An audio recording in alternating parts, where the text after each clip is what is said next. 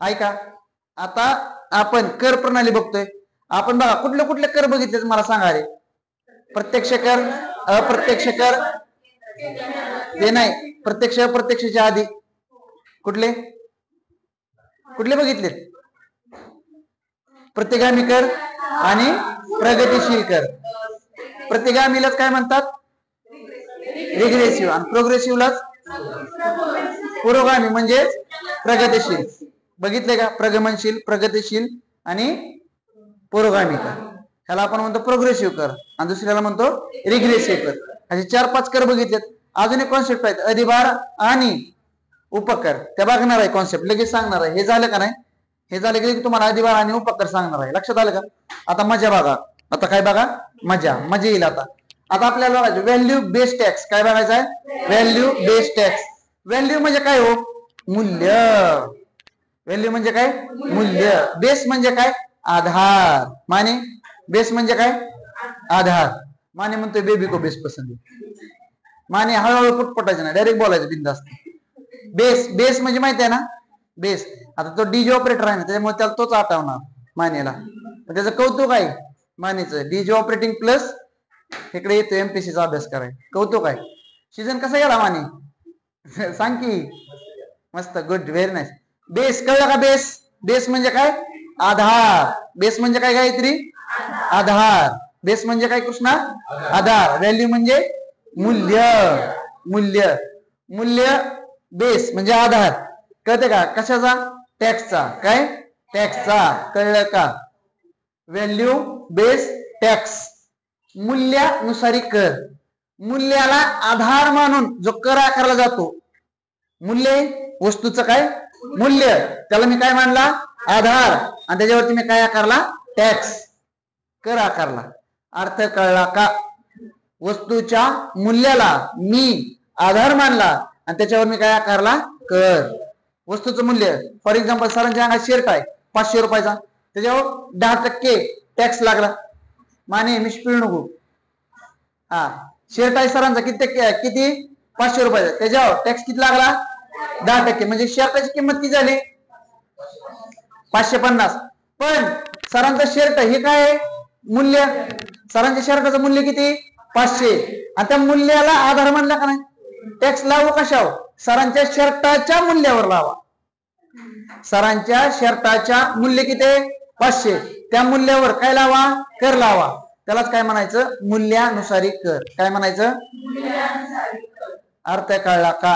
आता ते मी तुम्हाला 1 बाय 1 एक्सप्लेन करतो. आणि ते टॅक्स कसा वाढत जातो किंवा त्याच्या थ्रू आपण कसं टॅक्स वाढतोय ते बघूयात. हा, काय अडचण? काय म्हणतात त्याला? Value based tax. काय म्हणायचं? मराठीत म्हणतात मूल्यानुसारी कर. काय म्हणतात? बघा, त्यालाच म्हणतात नॉन वॅट. काय म्हणतात? Non watt. वॅटचा अर्थ असतो व्हॅल्यू ऍडेड टॅक्स. काय असतो? पण तो कसा आहे? नॉन म्हणजे नाही. व्हॅल्यू ऍडेड झाली का? नाही, तो टॅक्स आहे तो. ती आता पुढे संकल्पना येणार आहे आपल्याला. ही झाली किती बघायची. कळलं का? हा, म्हणजे व्हॅल्यू बेस्ड टॅक्सला दुसरं नाव काय? अमूल्यवर्धन म्हणजे नॉन वॅट टॅक्स. काय म्हणायचं त्याला? इंग्लिश मध्ये त्यालाच काय म्हणायचं दुसरं नाव? नॉन वॅट टॅक्सला दुसरं नाव काय? मराठीत नॉन वॅट टॅक्सला मराठीत. कळलं का? काय अडचण नाही. आता ऐका, आता हे कसं आहे तुम्हाला मी एक्सप्लेन करतो. काय व्हॅल्यू बेस्ड टॅक्स किंवा नॉन वॅट काय असतं ते बघूयात आपण. बघा, नॉन वॅट. वॅट म्हणजे काय? Value added taxes. Value add झाली त्याच्यावर टॅक्स लावायचा. व्हॅल्यू ऍड झाली त्याच्यावर टॅक्स लावायचा. त्याला काय म्हणायचं? Value added tax. आता हे आपण इथं लागू करूयात. कुठलं? हे आणि हे दोन्ही पण. हे किंवा म्हणजे दोन्हीची नावं एकच आहेत. व्हॅल्यू बेस्ड टॅक्स म्हणलं तरी तेच आणि नॉन वॅट म्हणलं तरी तेच. कळला का प्रीती, कृष्णा, चेतन, प्रांजल? काय अडचण नाही. पुढे बघा, आता एक कापड बनवणारी कंपनी आहे. कुठली? म्हणजे ही काय कापड बनवणारी कंपनी करते? शेतकऱ्याकडून कापूस घेते आणि नुसतं कापड बनवते. काय बनवती? कोण? हे कापड बनवणारी कंपनी. काय बनवलं ही ना? कापड बनवलं. लक्षात येते का? आणि या कापडाची किंमत 100 रुपये ठेवली. किती रुपये ठेवली? आणि हे कापड कुणाला विकले त्यांनी? जिथं शर्ट बनतात का काय म्हणतात? शर्ट. काय म्हणतात? शर्ट. शर्ट बनणाऱ्या कंपनीला विकली. कुठल्या कंपनीला? शर्ट कंपनीला. किती रुपयांना विकला ते कापड? 100 रुपयांना. किती रुपयांना विकलं? हे बघा, हे 100 इथं सेल झालं आणि इकडं आलं, म्हणजे हे 100 आहे. ते अर्थ कळला का? मग आता शर्ट कंपनीनं काय केलं? शर्ट बनवला. कशाचा? कापडाचा. मशीन वगैरे आहे का त्यांची, टेलर मशीन, त्याच्यावरती काय बनवला? शर्ट. मग त्यांचा खर्च समथिंग झाला 100 रुपये, बरोबर आहे, कापड घ्यायला. प्लस त्यांनी ठरवलं आपण 100 रुपये नफा कमवू. शेअरची किंमत किती झाली? काय 200. हे कुणाला विकलं त्यांनी? डीमार्टला विकलं. कुणाला विकलं? कोणी डीमार्टला 200 रुपयाला कपडा विकला? शेअर कंपनीनं. कुणाला विकला? डीमार्टला. कितीला विकला? 200 रुपयाला. 200 कसं? 100 त्याचा खर्च आणि 100 नफा. 100 काय खर्च आणि 100 नफा. दोन्ही मिळून किती झालं? ते 200 रुपयाला कुणाला विकलं? डीमार्टला. बरोबर का? कळलं का माने? बघा, कापड बनवणारी कंपनी तिनं शेतकऱ्याकडून कापूस घेतला. काय घेतला? कापूस घेतला. आणि त्या कापसाचं काय बनवलं? कापड. कापडाची किंमत किती ठेवली? ते 100 रुपयाचे. कुणाला विकलं? शर्ट कंपनीला. 100 रुपयाला विकलं का? शर्ट कंपनीला. मग शर्ट कंपनीनं त्याचा शर्ट बनवला आणि 100 रुपये खर्च प्लस 100 रुपये नफा. 100 रुपये खर्च प्लस 100 रुपये नफा, असं 200 रुपये शर्टाची किंमत लावली आणि ती विकलं डीमार्टला. कुणाला विकलं? कळलं का? काय अडचण? रुचा कळतंय का? सोहानी, कुणाला विकलं 200 रुपयाला शर्ट? कुणाला विकला? विकला का? मग आता डीमार्ट वाल्यानं काय केलं? त्यांचं अन्न, कापड आणणं म्हणजे शर्ट आणणं, पेट्रोल डिझेल, परत माल भरणं, गाडीत माल उतरवणं, त्याला लोक लागतील का कामाला? म्हणजे खर्च होणार का डीमार्ट वाल्याचा? गाडी लावणं, टेम्पो भरून माल घेऊन येणं. बरं, माल घेत असताना ते माल भरणं, बरोबर का? माल आला डीमार्टला, आला पुण्या मुंबई सारख्या ठिकाणी, आणि तो माल काय केला आपण? उतरवला. बरं, उतरवत असताना मॉल मध्ये लावला जिथले तिथं, त्याला खर्च आहे का? आहे का खर्च? मग असा 200 रुपये शर्टाची किंमत तिथनं उचलताना, शर्ट कंपनीत उचलताना, आणि प्लस 100 रुपये नफा कमवायचा म्हणला तो. किती रुपये? 100 रुपये नफा कमवा. शर्टची किंमत किती झाली? 300. किती झाली? 300. कुणाला 300 रुपयाला विकणार तो आता? डीमार्ट वाला ग्राहकाला. कुणाला विकणार? ग्राहकाला. लक्षात येते का शुभांगी?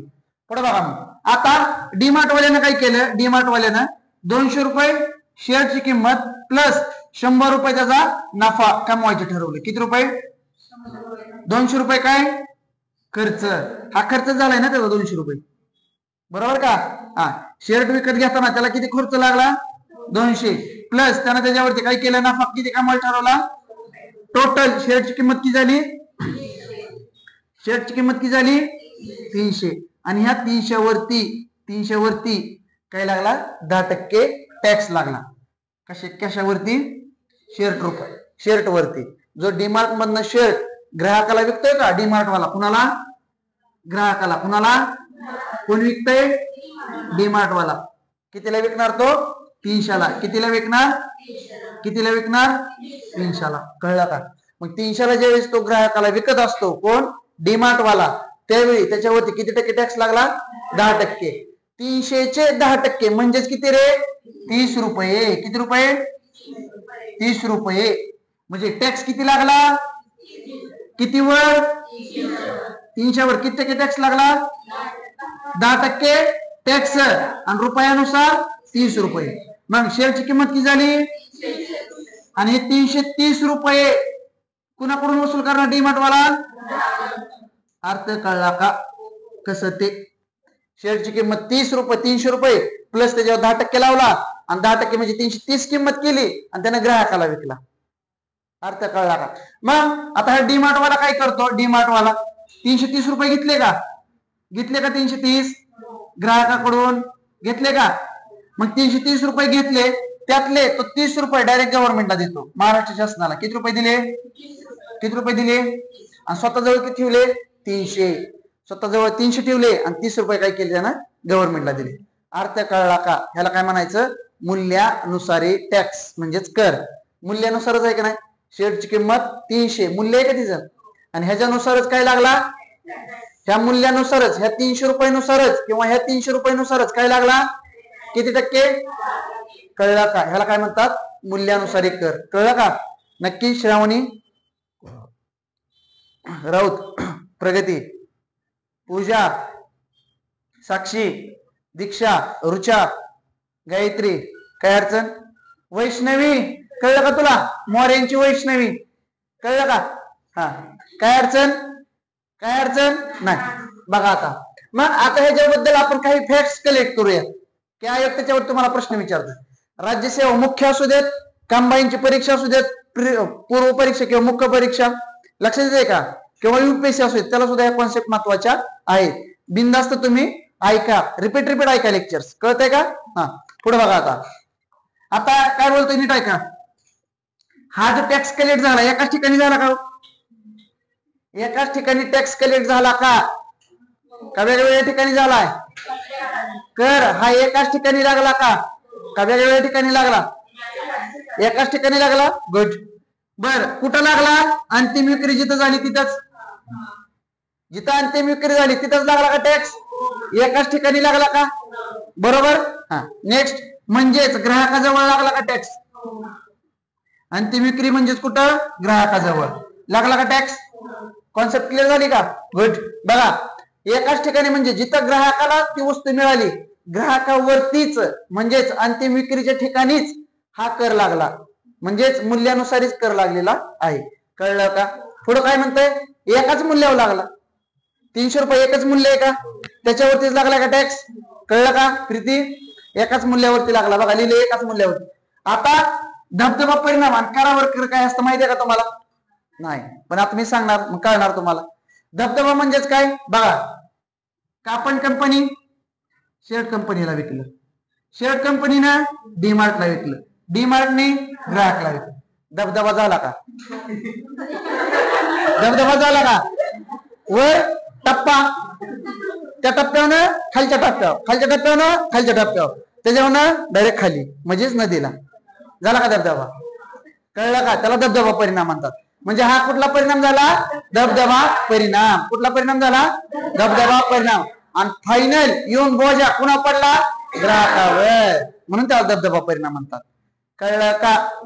आणि ह्याला अजून एक म्हणतात करावर कर, कशावर, करावर कर, करावर कर, त्याला म्हणतात उपकर. हा, करावर करला काय म्हणतात, उपकर, काय म्हणतात, उपकर. कळलं का?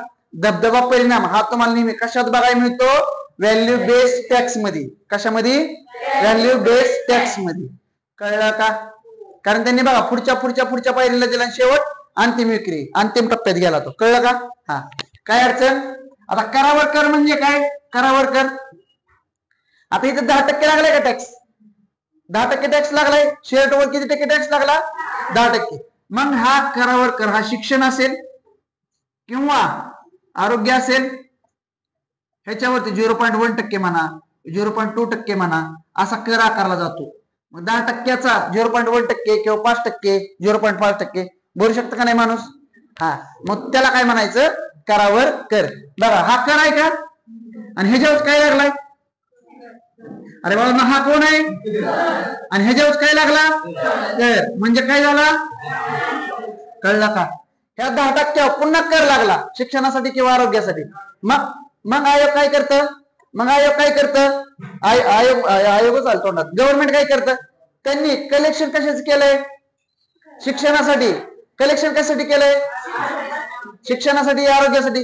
त्यांच्यासाठीच 0.1 असेल किंवा 0.2% असेल, हा त्यांच्यासाठीच खर्च करत. म्हणजे त्याला काय म्हणायचं, करावर कर. अर्थ कळला का? हा सगळ्यांना भरावा लागतो. धबधबा परिणाम एकाच मूल्यावर करावर कर. कळला का? आणि जीएसटी वगळून, जीएसटी सोडायचा, बाकी सगळे इनडायरेक्ट टॅक्स आहेत का, ते सगळे कशात येतात, व्हॅल्यू बेस्ड टॅक्स मध्ये. कशात येतात, व्हॅल्यू बेस्ड टॅक्स मध्ये येतात. कळला का? कॉन्सेप्ट कळला का? सर्व इनडायरेक्ट टॅक्स कशामध्ये येतात, व्हॅल्यू बेस्ड टॅक्स मध्ये येतात. कशामध्ये येतात, टकले कशात येतात, कशात येतात, सर्व इनडायरेक्ट येतात कशात, व्हॅल्यू बेस्ड टॅक्स मध्ये येतात. कळलं का?